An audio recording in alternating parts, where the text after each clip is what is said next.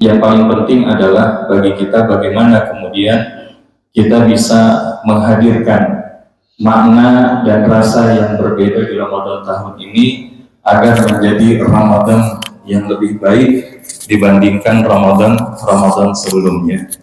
Karena kalau kita boleh jujur, insya Allah yang hadir di sini kira-kira sudah berapa kali berRamadan, Bapak Ibu? Sudah berapa kali? 10, 15, 20, 30 bahkan. Namun pertanyaannya, dari berpuluh kali Ramadan itu apa yang sudah kita dapatkan? Karena Nabi SAW itu ternyata hanya 8 kali setidaknya berRamadan. Dengan perintah kewajiban berpuasa di bulan suci Ramadan turun di bulan Sya'ban 2 Hijriah, dan Nabi wafat Rabiul Awal 10 atau 11 Hijriah. Maka artinya hanya 8 kali berRamadan. Tapi walaupun Nabi hanya 8 kali berRamadan, maka torehan keberhasilan Nabi Shallallahu Alaihi Wasallam ini luar biasa. Di antaranya adalah kemenangan Ghazwah Badar al-Kubra yang terjadi di Ramadan 2 Hijriah, kemudian Perang Tabuk, dan juga Fathu Makkah. Maka ini insya Allah menjadi pengingatan bagi kita, harusnya Ramadan ini secara kuantitas bertambah beriringan dengan kualitas terbaik yang bisa kita peroleh. Dan capaian terbaik dari Ramadan kita tidak lain dan tidak bukan adalah bagaimana kita menjadi hamba Allah yang menggapai piala takwa di sisi Allah Subhanahu wa Ta'ala. Maka oleh karenanya, kalau kita boleh jujur, apa sebenarnya yang ingin kita rasakan di Ramadan ini, Bapak Ibu? Karena ada istilah antara religiusitas versus spiritualitas. Ada yang mengejar sekedar seremonial, dan ada yang memang betul-betul memaknai dengan penuh kesadaran tentang nilai keutamaan Ramadan. Mungkin salah satunya adalah ketika kita bisa belajar dari sebuah kisah berikut ini. Ada seorang pemuda yang kemudian dia diwasiatkan oleh seorang ayahnya tatkala berada di penghujung usianya dengan sebuah arloji antik. Namun kemudian satu pesan yang diingatkan oleh ayahnya itu adalah, nah, kalau nanti memang kamu sudah mentok dalam urusan ekonomi, maka kamu bisa, bahasanya, gunakan arloji ini untuk mendapatkan jalan rezeki yang baik. Maka kemudian ayahnya itu wafat, dan anak tersebut, pemuda tadi, hidup dengan apa yang memang telah ditinggalkan oleh ayahnya tersebut. Hanya saja karena kemudian yang ditinggalkan juga tidak seberapa banyak, kehidupan harus bertahan, walaupun harga gas agak naik, kemudian beli BBM dioplos, ya, kemudian emasnya juga dirubah, yaitu di negeri yang lain, ya. Tapi ala kulli hal yang kemudian kita dapatkan adalah akhirnya dia teringat pesan ayahnya, bahwa apa? Untuk kemudian melepaskan arloji antik tersebut. Maka langkah pertama adalah beliau datang ke seorang penjual kebab. Maka begitu diperlihatkan, Pak, ini saya punya arloji, bagaimana kalau kemudian saya tawarkan kepada Bapak? Terus kata si penjual kebab tadi bilang gini, nah, kalau begini sih paling saya nggak terlalu ngerti tentang jam, ini saya kasih saja dengan 1 buah kebab. Tapi kemudian si anak muda tadi bilang, terima kasih Pak atas tawarannya, namun saya belum bisa ambil tawaran yang Bapak sampaikan. Maka kemudian beliau berangkat lagi, sampailah kemudian bertemu dengan seorang tukang loak, ya, tukang pengepul barang bekas.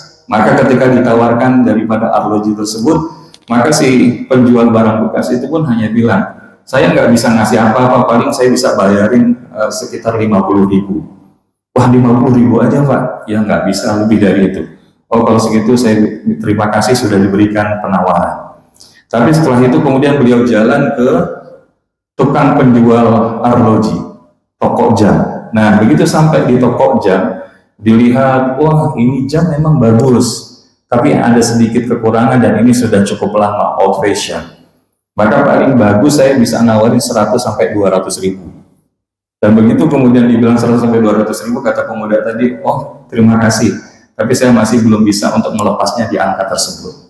Nah, begitu beliau keluar, ternyata percakapan dengan tukang penjual jam tadi itu didengarkan oleh seorang bapak, dan seorang bapak itu manggil anak muda tadi, nak, Setelah saya lihat jamnya, pas dilihat jamnya, wah ini jam antik sekali, vintage kalau bahasa.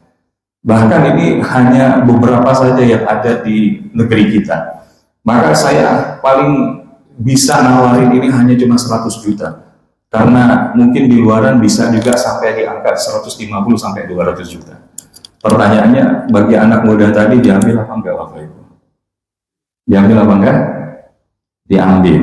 Karena dibandingkan penawaran-penawaran yang tadi, maka penawaran ini adalah yang berkali lipat jumlahnya dan bisa menjadi salah satu jalan kemudahan rezeki yang Allah hadirkan untuk dia. Maka sebetulnya kisah ini adalah menggambarkan bagaimana kita memaknai dan melihat nilai pada Ramadan kita. Apakah Ramadan kita ibarat ketika kita tadi menawarkan kepada penjual kebab, urusannya cuma mikirin bagaimana menu bukber sama sahur 30 hari ke depannya. Ya, jadi jangan sampai kemudian Ramadan kita senang sih dengan datang Ramadan, tapi senangnya itu apa? Karena nanti bisa bukber. Agenda bukber bareng teman sekolah, SMP, SMA, kuliah, bahkan TK juga ikutan. Jadi hari-hari kita habis cuma mikirin bukber. Nah, jangan Bapak Ibu. Atau cuma sekedar mikirin kita merubah jadwal makan kita. Maka tentu bukan yang seperti itu. Atau sebagaimana tukang loak yang dia hanya bisa melihat dengan harga yang kecil. Wah, jadi bahasanya apa? Iya sih Ramadan berharga, tapi kemudian dijadikan Ramadan itu hanya tempat untuk momentum istirahat. Kemudian karena mendapati bahwa ada nasihat yang mengatakan diamnya orang puasa itu adalah zikir, tidurnya bahkan ibadah. Akhirnya dia ibadah, tidur dari pagi sampai menjelang buka. Bahkan ikut ngaji pun tidur, alhamdulillah. Dan saya lihat ada beberapa yang lagi ibadah saat ini. Tapi ala kulli hal, kalau kita kemudian memaknai hanya sebatas itu, berarti nggak rubahnya dengan tukang ya pengepul barang bekas. Nah, tapi ketika seorang penjual jam, dia tahu sih, tapi kemudian dia nggak menghargai secara optimal. Dia kerjakan yang wajib-wajib aja. Ya udah sih puasa, tapi kemudian yang nggak sebenar-benarnya puasa. Tidak memuasakan panca inderanya, tidak memuasakan hatinya. Dia sholat sih, termasuk sholat taraweh, tapi kalau giliran taraweh sangat selektif milih imam. Kira-kira senangnya yang baca panjang apa pendek kalau kita? Kalau imam taraweh itu biasanya dipilih bacanya panjang apa pendek? Ya pendek, alhamdulillah. Ya, tapi emang pertanyaannya boleh, Allahu Akbar, pendek, agak boleh juga. Jadi Bapak Ibu yang dirahmati Allah SWT, jangan sampai kita Ramadan besok itu nggak ada ubahnya dengan Ramadan sebelumnya. Kalau imam baca, habis Al-Fatihah dibaca Bismillahirrahmanirrahim, alam taro, senang dalam hati, alam taro kaifafa. Ternyata imamnya bacanya bukan alam taro kaifafa ya. Alam taro ilal ladzina baddalu ni'matallahi kufran wa ahallu qaumahum darul bawar. Dalam hati gerundeng kayaknya imam salah baca. Habis itu dia teriak subhanallah. Udah salah teriak lagi. Nah ini jangan sampai kayak gitu Bapak Ibu. Bahkan bahasanya wah ngapalin. Ini imam kalau bisa jangan sering-sering di masjid komplek kita, apalagi di masjid kantor kita. Tapi kalau imam baca qul huwallahu ahad, yes. Ini imam favoritnya. Kalau bisa dia setiap malam beliau aja. Nah ini kayak ibarat penjual jam. Tapi kalau dia sebagaimana seorang kolektor, dia akan tahu bagaimana Ramadan itu luar biasa Bapak. Sehingga bahkan bahasa Nabi SAW, kalau sekiranya umatku tahu tentang bagaimana kemuliaan Ramadan, maka tentu dia akan berharap agar 1 tahun itu adalah semuanya Ramadan. Gimana enggak? Kita senang enggak dengan datangnya Ramadan Bapak Ibu? Nah, salah satu senangnya karena senangnya kita ibadahnya atau THR-nya kira-kira. Ya, pertanyaannya boleh dua-duanya Ustaz? Boleh. Tapi jangan sampai THR-nya, mudiknya lebih dominan daripada ibadah dan amal solehnya. Karena inilah yang membedakan kita dengan mereka yang berhasil di dalam Ramadannya. Maka oleh karena itu, bagaimana agar kiat kita bisa meraih Ramadan yang terbaik di dalam kehidupan kita. Karena kalau berbicara tarhib, saya yakin dan percaya ini akar katanya sama dengan marhaban. Artinya apa? Rohaba artinya berlapang dada. Dia sukacita, senang menyambut datangnya bulan suci Ramadan dengan segala optimalisasi terbaik dari amal dan ibadah yang dilakukan. Maka oleh karenanya, bagaimana agar kemudian tarhib kita ini betul-betul menjadi sebuah kebaikan? Karena ketika kita mengatakan aku mentarhib Ramadan, artinya apa? Bahwa kita menyebut datangnya bulan suci Ramadan ini secara total, maksimal, dan optimal. Bahkan Nabi SAW dalam hadis riwayat Ibnu Khuzaimah dan juga dalam Imam Baihaqi dan beberapa yang lain itu menyampaikan nasihat di penghujung Sya'ban, tapi khutbahnya agak panjang. Saya ambil di antaranya bagian dari apa yang disampaikan oleh Nabi SAW, di mana kemudian Nabi menyampaikan, ayuhan nas qad adhallakum syahrun azim syahrun mubarak. Wahai manusia, sungguh telah dekat kepada kalian bulan yang agung. Nah, syahrul azim ataupun disebut bulan yang agung ini kenapa Bapak Ibu?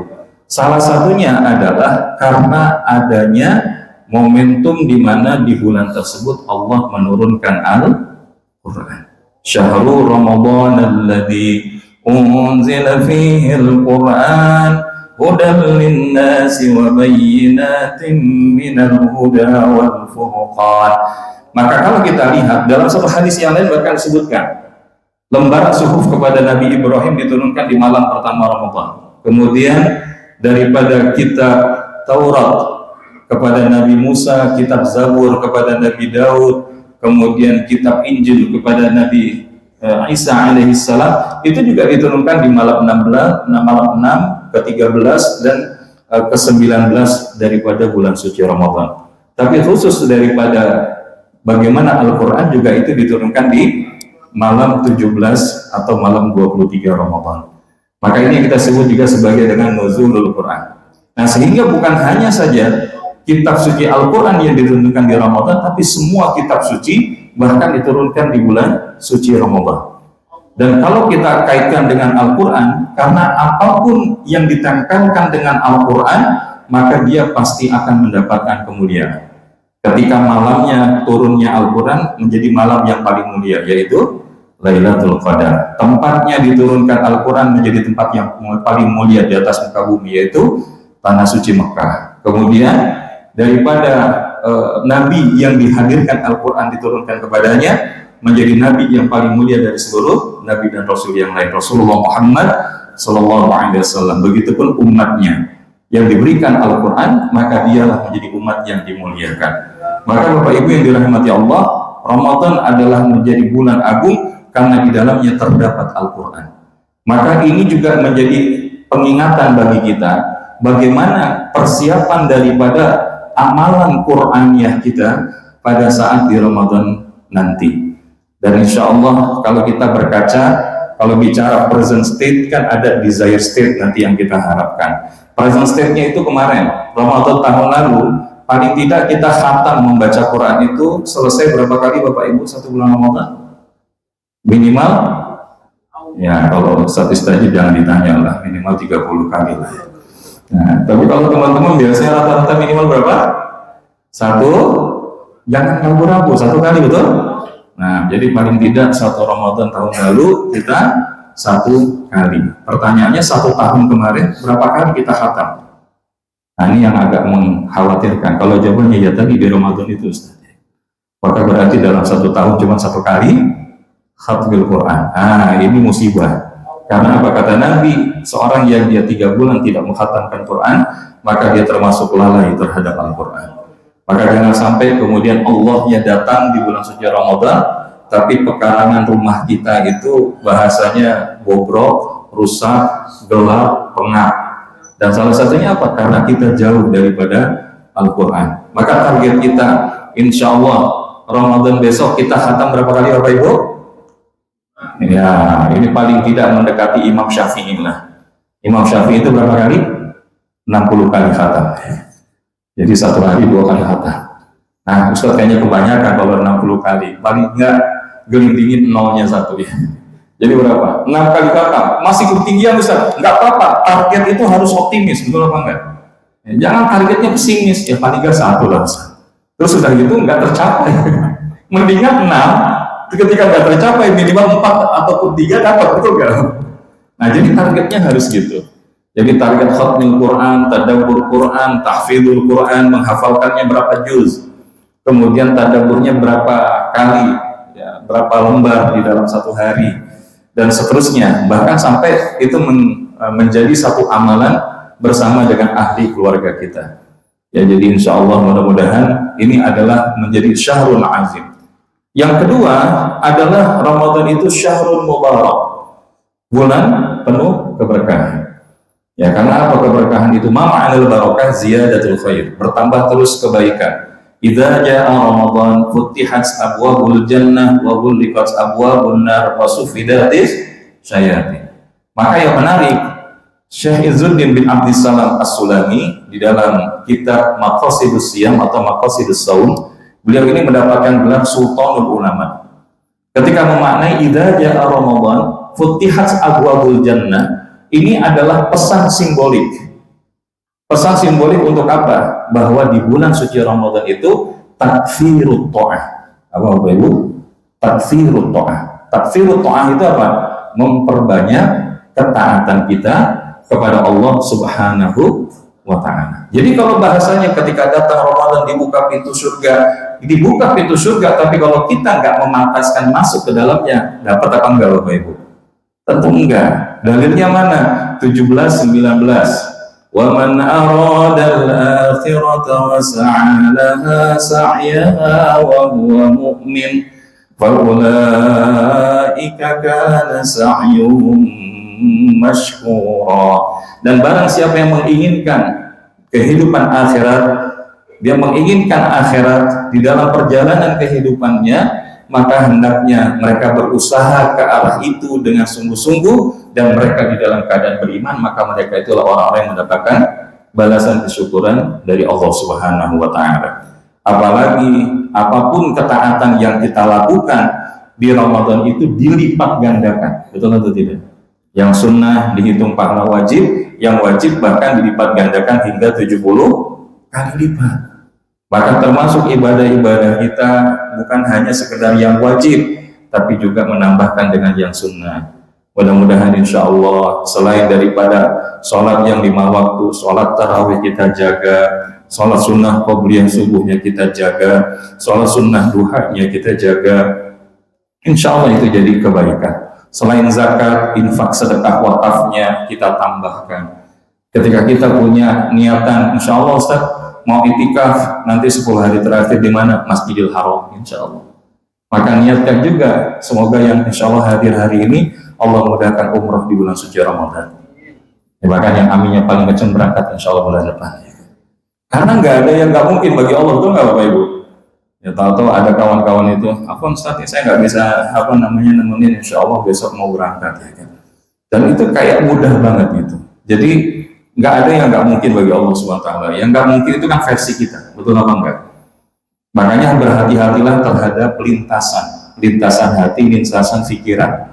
Karena itu adalah menjadi doa, dan setiap doa pasti akan dikabulkan. Maka berhati-hatilah terhadap lintasan-lintasan hati dan pikiran kita. Maka oleh karena itu ketaatan-ketaatan apapun di bulan suci Ramadan, bahkan kepedulian terhadap sesama pun harus dihadirkan.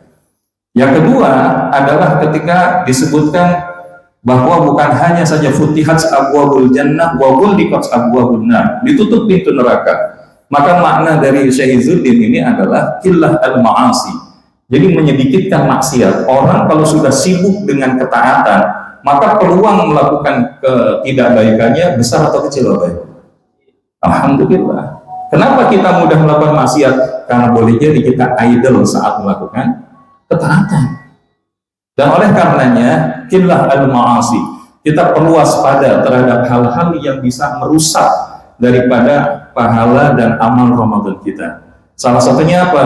Nabi SAW mengingatkan, barang siapa seseorang yang dia berRamadan, man lam yada' qawla zur wal 'amala bihi falaysa lillahi hajatun fi an yada'a ta'amahu wa syarabahu. Siapa yang dia puasa tapi tidak meninggalkan perkataan dusta dan perbuatan jahil, perbuatan dusta, maka Allah nggak peduli tentang puasa yang telah dia lakukannya. Maka kita juga perlu waspada. Selain hadis riwayat Imam Bukhari tadi, ada lagi yang disebutkan dalam hadis riwayat Ad-Dailami. bahwa khamsun yuftirna as-shaim. Jadi ada 5 hal yang bisa menggugurkan atau membatalkan pahala orang puasa. Apa yang bisa membatalkan pahala puasa? Satu adalah al-ghibah. Ghibah itu apa? Ngomongin orang. Dan ngomongin orang itu enak apa enggak? Ya rasanya gurih. Makanya kita hati-hati.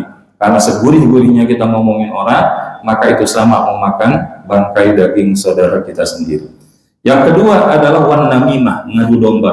Yang ketiga wal kadhib, bohong, tadi sudah disinggung. Yang keempat wan nazaru bisyahwat, memandang dengan pandangan syahwat. Makanya termasuk tontonan-tontonan kita sebisa mungkin kita jaga. Karena kita nonton acara di waktu sahur atau menjelang berbuka, tapi giliran iklan enggak terjaga. Nah itu hati-hati.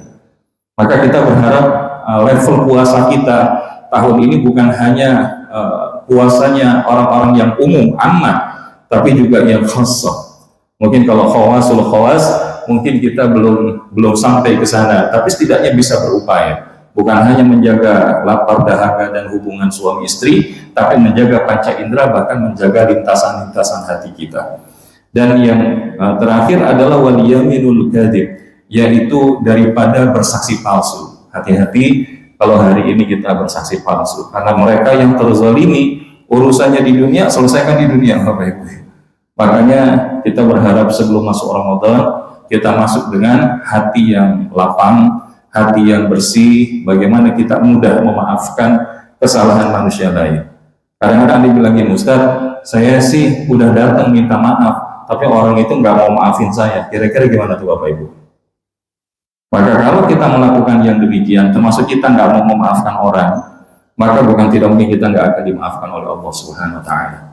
Ada beberapa hadis yang mengatakan, kalau kemudian seorang itu sudah datang minta maaf, terlepas apapun kesalahannya tadi, tugas kita memaafkan. Memaafkan itu kan terhadap perbuatan, ya, memaafkan terhadap apa yang dilakukan oleh orang itu. Jangan sampai kita benci kepada seseorang sampai membuat kita itu nggak memaafkan. Selama dia berpotensi untuk bisa menjadi lebih baik, maka kita jadikan jalan itu lebih baik, termasuk dengan pasangan kita, anak-anak kita, orang tua kita, saudara kita, termasuk rekan-rekan kerja kita.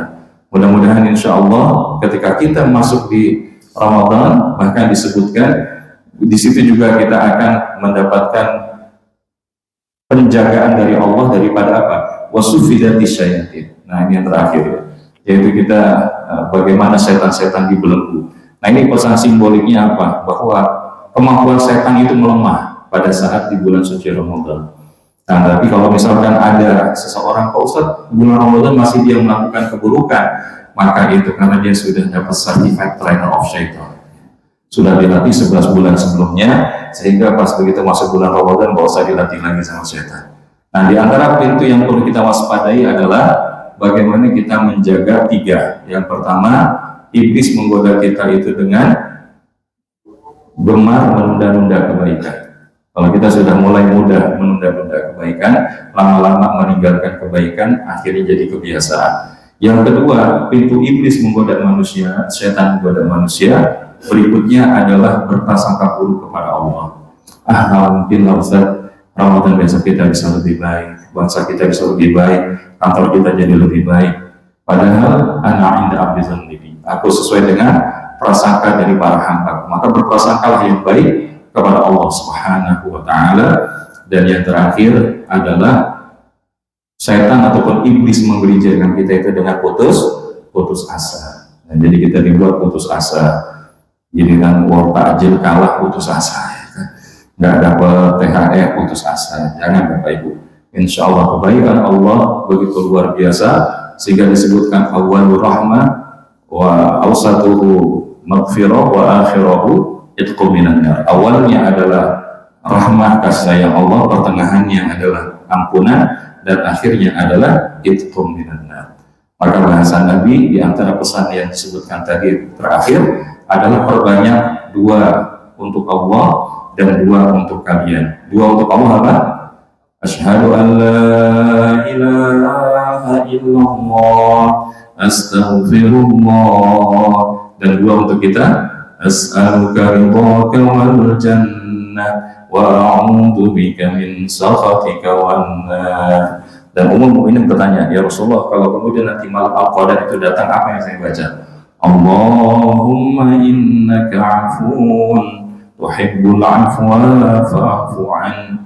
Allahumma innaka afuun tuhibbul afwa fa'fu anni ya karim. Maka insya Allah mudah-mudahan kita menghampiri Ramadan ini dengan penuh kebahagiaan dan kita berbaik sangka kepada Allah. Allah selamatkan kita, Allah sampaikan kita di bulan suci Ramadan dengan kebaikan, keamanan, dan keselamatan. Dan insya Allah besok sore sidang isbar, mudah-mudahan Allah izinkan untuk tahun ini kita memulai Ramadan dalam momentum waktu yang sama. Amin ya Rabbal Alamin. Dan insya Allah ketika kita melihat hilal, maka apa yang kita baca Bapak Ibu sudah hafal? Boleh kita latihan ya? Kita baca sama-sama boleh? Bismillahirrahmanirrahim. Allahu Akbar. Allahumma ahillahu alaina bil yumni wal iman was salamah wal islam. Rabbi wa rabbuka Allah. Allahumma sallimni ila Ramadan wa sallim li Ramadan wa tasallamhu minni mutaqabbala ya Rabbal Alamin.